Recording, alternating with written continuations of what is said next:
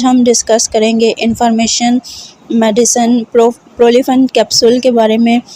50 milligrams में जो होते हैं और ये कैप्सूल बेसिकली किस मकसद के लिए इस्तेमाल किए जाते हैं और क्या इसका यूज़ है, क्या इसकी कंडीशंस होती हैं जिसमें ये कारआमद है और क्या इसके साइड इफ़ेक्ट्स हैं, ये सब जानने के लिए इस वीडियो को एंड तक देखें। लेकिन उससे पहले तमाम देखने वाले जो हमारे चैनल पे न्यू हैं, सबसे रिक्वेस्ट है वीडियो को लाइक करें, शेयर करें, सब्सक्राइब करें, बेल के आइकन पे क्लिक करें ताकि हर नई आने वाली वीडियो का नोटिफिकेशन आपको मिले। Thank you so much. बात करते हैं प्रोलिफन कैप्सूल 50 mg के बारे में। ये चीज़ें की कंपोजिशन है और इसकी प्राइस इन दिनों में 600 के आसपास है। अब इस मेडिसिन का जो मेन मकसद है वो क्या है कि this tablet is primarily use to treat infertility in women, कि ये औरतों में जो तौलीदी निज़ाम होता है उसको बहाल करती है। और इसके अंदर जो पाया जाने वाला इसका सॉलिड इंग्रेडिएंट है वो क्लोमिफेन है, जो कि इनफर्टिलिटी इश्यूज़ को सॉल्व करता है। ये है इस मेडिसिन का इंट्रोडक्शन। अब हम बात करते हैं इसके यूजेस के बारे में कि किन कंडीशंस में इसको इस्तेमाल करना चाहिए। ख़ास तौर पे ये मेडिसिन फ़ीमेल्स के लिए जो है वो यूज़ की जाती है। फ़ीमेल्स के अंदर जो इनफर्टिलिटी के इशू होते हैं, यानी जो तौलीद के इशू होते हैं, उनका तौलीदी निज़ाम बहाल नहीं हो रहा होता, या समटाइम्स जो हार्मोन्स होते हैं उनके भी कंट्रीब्यूशन है।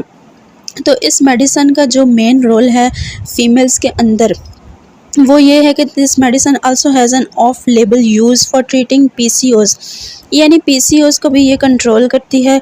उसके अलावा it works by the blocking the action of oestrogen in the body which stimulates the release of certain hormones that triggered ovulation. Females के अंदर जो उनका मेंस्ट्रुअल साइकिल है वो बहुत ज़्यादा डिस्टर्ब होता है या एस्ट्रोजन की प्रॉब्लम्स क्रिएट हो रही होती हैं, जिसमें ये होता है कि प्रेगनेंसी जो है वो डेवलप नहीं हो रही होती। तो इस कंडीशन में जो यूट्रस है वो बहुत वीकनेस की तरफ जा रहा होता है। इस वीकनेस को बहाल करने के लिए इस मेडिसिन का इस्तेमाल करवाया जाता है। और ऐसी फ़ीमेल्स जो कि कंसीव नहीं कर रही होती, यानी कि जो हमला नहीं हो रही होती, उनकी इस टाइम पीरियड को इस मेडिसिन के ज़रिए ऐसा सेट किया जाता है कि जिसमें ये देखा गया है कि ज़्यादातर 50% से ज़्यादा जो फीमेल्स हैं वो इस मेडिसिन के यूज़ के बाद प्रेग्नेंट हो जाती हैं।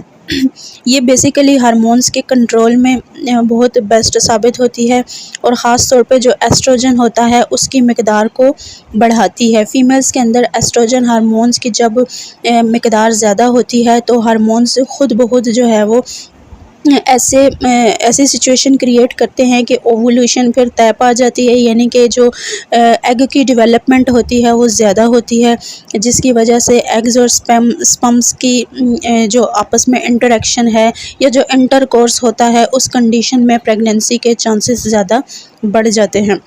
सेम इसी तरह ऐसी औरतें जो बांझपन का शिकार होती हैं या जिनमें ओवुलेशन या एग बनना नॉर्मल रूटीन में नहीं होता, तो उस कंडीशन में इस मेडिसिन का इस्तेमाल किया जाता है।